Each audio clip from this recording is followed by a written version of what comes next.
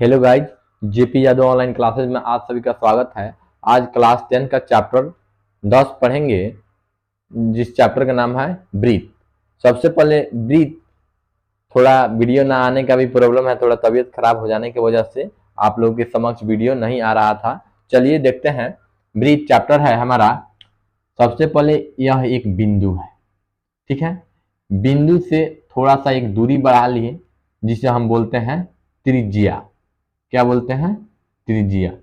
यानी ये बिंदु है, इसी बिंदु से यह त्रिज्या को अगर हम गोल घुमा देते हैं, जैसे कि रास्ता की तरह हम गोल घुमा देते हैं, जो गोल घुमाया हमने, ये क्या हुई?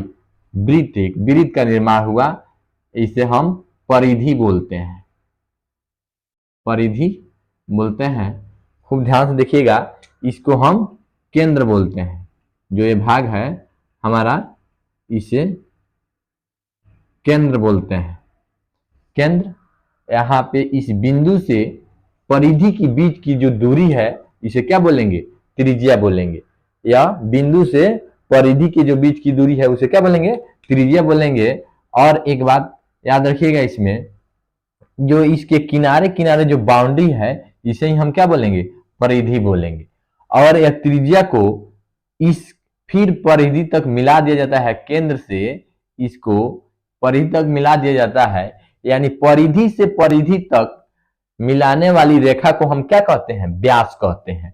यानी परिधि से परिधि तक मिलाने वाला रेखा को हम व्यास कहते हैं। ये नहीं तो यहां पर भी मिला सकते हैं, लेकिन वैसा नहीं। अगर केंद्र से होकर जो गुजरती है, यानी केंद्र से होकर जो गुजरती है, इसे ही हम क्या कहते हैं? वृत्त कहते हैं। चलिए देखते हैं, इसे व्यास, जो व्यास है, सबसे पहले परिधि से परिधि तक मिलाने वाली रेखा को ही हम क्या कहते हैं? व्यास कहते हैं। इसका नाम दे देते हैं ए और बी। चलिए, इसका नाम हो गया हमारा व्यास। व्यास को डी से सूचित किया जाता है, यानी इसका होता है डायमीटर। यहां पे देखिए, डायमीटर, इसे रेडियस, यानी इसका पूरा नाम क्या है? रेडियस है।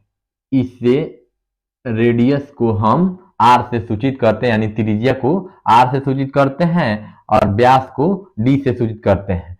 एक बात और बहुत इंपॉर्टेंट बात, जो ऑब्जेक्टिव के लिए आ सकते हैं, एक वृत्त में कितने त्रिज्याएं खींचे जा सकते हैं? तो एक वृत्त में अनंत अनंत त्रिज्या खींचे जा सकते हैं। ये बात ध्यान रखिएगा। एक वृत्त में आप चाहे तो यहां से भी, यानी सभी की माप होगी समान। यानी एक वृत्त में कितना भी आप त्रिज्या खींचिए, सभी के माप क्या होगी? समान होगी। चलिए देखते हैं, सबसे पहले यहां से लेकर यहां तक, यानी केंद्र से लेकर परिधि की जो बीच की दूरी है, उसे ही हम त्रिज्या कहते हैं। और परिधि से परिधि तक मिलाने वाली जो रेखा है, जो केंद्र से होकर जाती है, उसे हम क्या कहते हैं? व्यास कहते हैं। यानी ये देखिए, ये आर है, तो यहां से यहां तक आर, तो यहां से यहां तक आर, यानी व्यास बराबर, व्यास यानी डी बराबर होता है 2r। यानी कहने का मतलब ए आर इन 2r, यानी त्रिज्या के व्यास क्या होती है? दुगुनी होती है। और त्रिज्या जब ज्ञात करना होगा त्रिज्या, यानी व्यास का आधा होता है। व्यास का आधा क्या होता है? त्रिज्या होता है। यानी मान लीजिए पूरा यहां से यहां तक अगर 10 है, तो त्रिज्या हमारा क्या होगा? 5 होगा। यानी त्रिज्या हमारा क्या होगा? 5 हो गया। यानी त्रिज्या निकालना हो तो व्यास बटा क्या होता है? 2 होता है। याद रखिएगा। चलिए आगे देखते हैं, चलिए लेते हैं। ये हो गया वृत्त।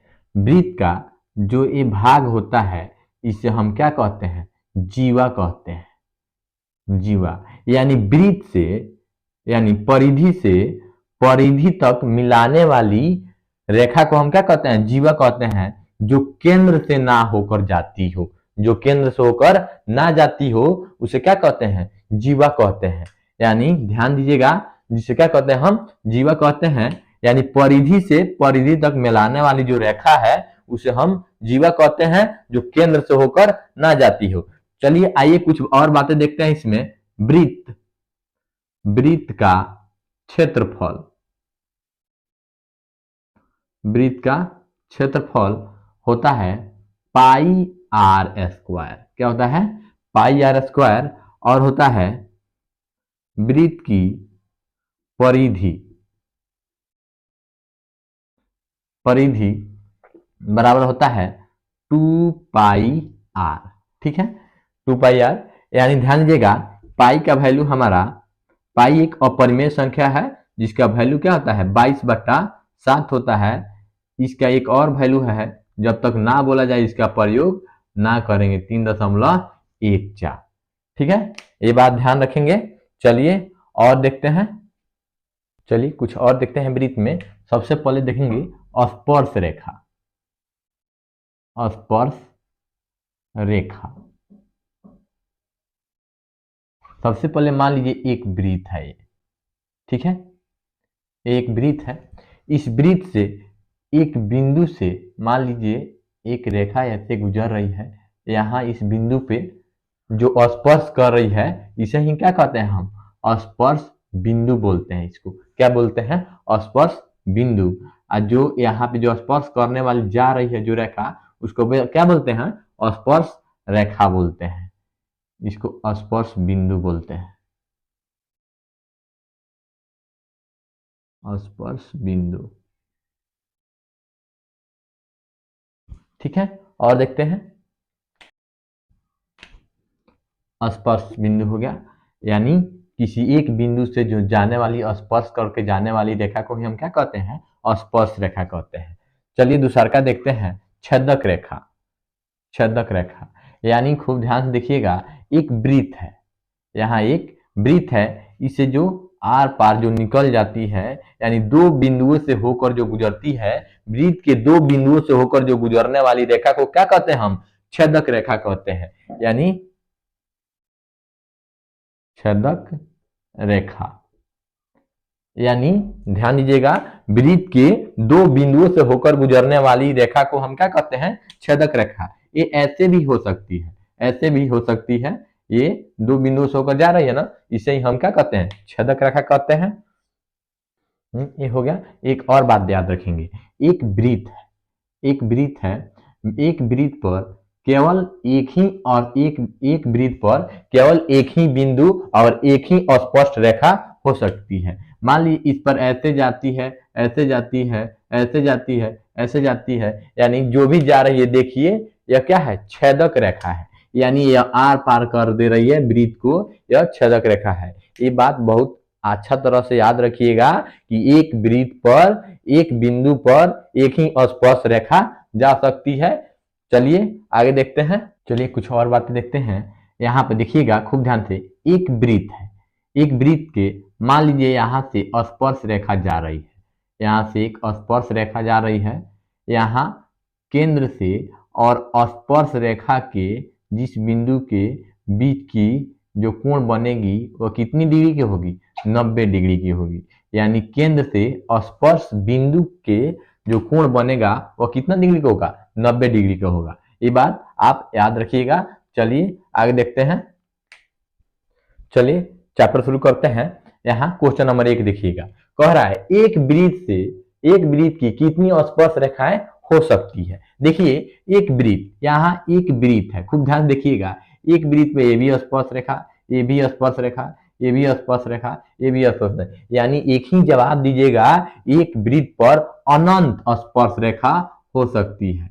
यानी एक वृत्त पर अनंत स्पर्श रेखा होती है। चलिए क्वेश्चन नंबर 2 देखते हैं, चलिए क्वेश्चन नंबर 2 देखते हैं। रिक्त स्थानों को पूर्ति कीजिए। एक नंबर है 2 का, किसी वृत्त की स्पर्श रेखा उसे डैश डैश बिंदु पर प्रतिच्छेदित करती है। ठीक है, खूब ध्यान से देखिएगा, कितना आसान सवाल जो आप लोगों को समझा दिया गया है। किसी वृत्त की स्पर्श रेखा उसे डैश डैश बिंदुओं पर प्रतिच्छेदित करती है। मान लिए यहाँ पर एक वृत्त है, यहाँ पे जो स्पर्श रेखा है, जो स्पर्श रेखा, सॉरी यहाँ देखते हैं एक वृत्त है, यहाँ पे जो जा रही है यह कितने बिंदुओं पर स्पर्श करती है? एक। यानी यहाँ पे हम क्या डाल लेंगे? एक। यानी एक बिंदु पर क्या करती है? स्पर्श करती है। चलिए 2 नंबर देखते हैं। यहाँ दिया गया है वृत्त की दो बिंदुओं पर प्रतिच्छेदित करने वाली को डैश डैश कहते हैं। यानी यह वृत्त है, इसके दो बिंदुओं पर प्रतिच्छेदित करने वाली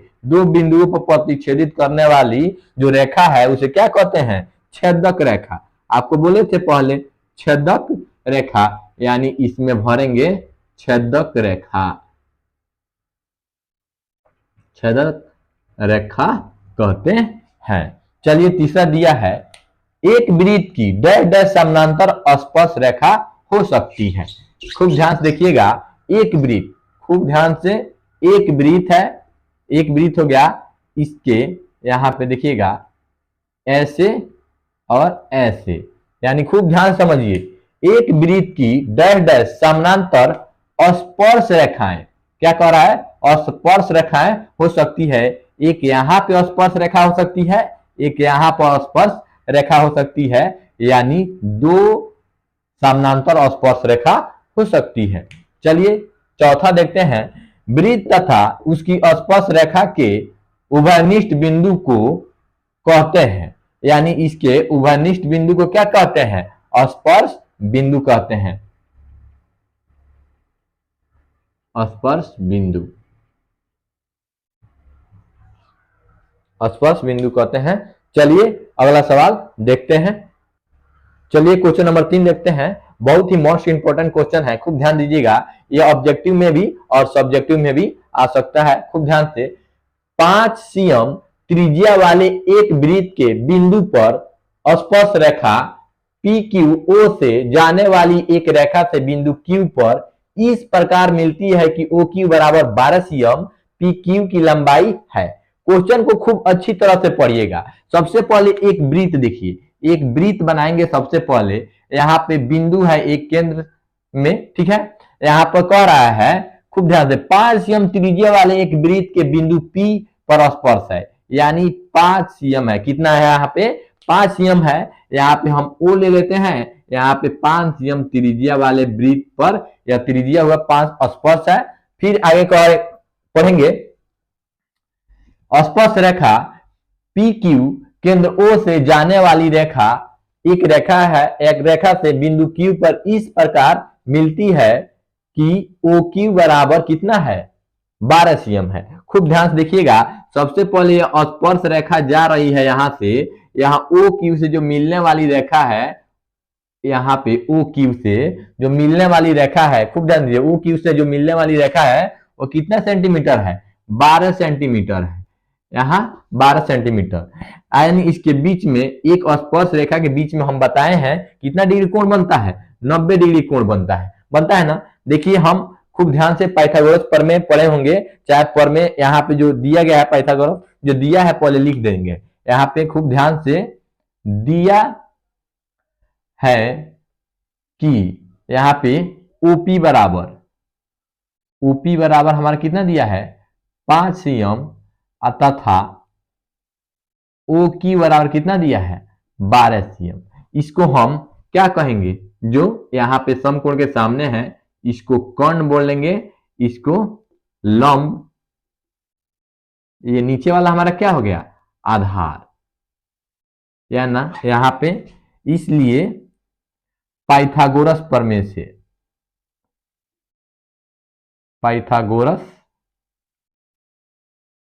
से या आप प्रमेय 10.1 भी लिख सकते हैं। इतना ना लिख करके आप प्रमेय 10.1 भी लिख सकते हैं। पाइथागोरस प्रमेय से आपको यहाँ देखिए क्या चीज निकालना है? आधार, यानी कौन स्क्वायर बराबर होता है? लंब स्क्वायर प्लस आधार स्क्वायर। लेकिन आधार निकालना है तो आधार बराबर हमारा होता है, खूब ध्यान से देखिएगा, बड़ा वाला कौन होता है ना, कौन स्क्वायर माइनस छोटा वाला घटाते हैं लंब स्क्वायर। खूब ध्यान से देखिए, यहाँ पे जो दिया गया है, ये नीचे वाला क्या है? यहाँ पे स्क्वायर देते हैं। यहाँ देखिए नीचे वाला क्या है? आधार है। सबसे बड़ी भुजा क्या है? हमारा कौन है? यह क्या है? लंब है। यानी कौन हमारा कितना है? 12 है, तो यहाँ पे 12 का स्क्वायर माइनस, या लंब कितना है? 5 है, तो 5 का स्क्वायर, यानी यहाँ पे कर देंगे 12 का स्क्वायर माइनस 5 का स्क्वायर। यहाँ पे जब स्क्वायर हटाइएगा तो इस पर क्या आ जाएगा? रूट आ जाएगा। यानी 12 का स्क्वायर हमारा क्या हो जाएगा, 12 में 12 से आप गुना कीजिएगा तो 144 हो जाएगा। फिर 5 में 5 से गुना कीजिएगा तो कितना हो जाएगा, 125। यानी इसमें से घटाइए, 14 में से 5 जाएगा 9, यहाँ पर 3 में से 2 जाएगा 1, यानी देखिए इतना सीएम। इसमें कौन सा ऑप्शन है, देखिए ऑप्शन डी नंबर हमारा सही है। चलिए, अगर आपको यह क्वेश्चन अच्छी तरह से समझ में आया होगा तो मेरे चैनल को सब्सक्राइब कीजिएगा और लाइक करना मत भूलिएगा। चलिए अगला सवाल देखते हैं। चलिए क्वेश्चन नंबर 4 देखते हैं, क्या कह रहा है, एक वृत्त खींचिए और दो एक ही दी गई रेखा के समानांतर दो ऐसी रेखाएं खींचिए कि उनमें से एक स्पर्श रेखा हो तथा दूसरा छेदक रेखा हो। खूब ध्यान से, इसमें कुछ भी नहीं करना है। एक वृत्त को, सबसे पहले एक वृत्त लीजिए, यहाँ पे एक वृत्त है, यह क्या है हमारा जो है व्यास है, ये क्या है हमारा व्यास है, यानी यहां से जो यहां तक जा रही है यह केंद्र से होकर जा रही है। यहाँ पे स्पर्श रेखा, यानी यह क्या है, एक स्पर्श रेखा है। खूब ध्यान से देखिएगा, यह स्पर्श रेखा हमारा हो गया, ठीक है।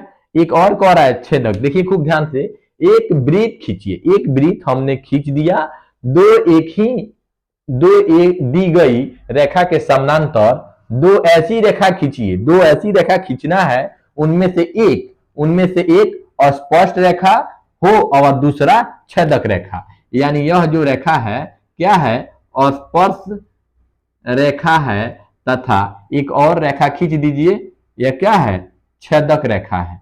इसका नाम क्या है, छेदक रेखा है। बस यही तो हमको दिखाना है। खूब ध्यान से देखिएगा, यह क्या है, एक छेदक रेखा है, खूब अच्छी तरह से। चलिए अगला एक्सरसाइज देखते हैं। तब तक अगर यह वीडियो आपको सारा वीडियो अच्छी तरह से समझ में आया होगा तो मेरे चैनल को सब्सक्राइब कीजिएगा और लाइक कीजिएगा। चलिए अगला एक्सरसाइज देखते हैं।